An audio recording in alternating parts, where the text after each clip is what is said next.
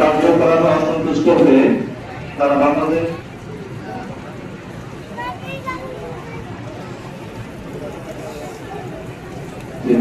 সাথে মুস্তাফা পারভেজ মোশাররফের নেতৃত্বে প্রতিটা যুবক শ্রেণীর লোক যারা হাতুল ইসলামের বিরুদ্ধে হবে ইনশাআল্লাহ। ভাই কি বিএনপি থেকে আসছেন? ভাই বিএনপি থেকে আসছেন? আহলান সাহলান আহলান সাহলান ভাই বিএনপি থেকে আসছেন? সাহলান।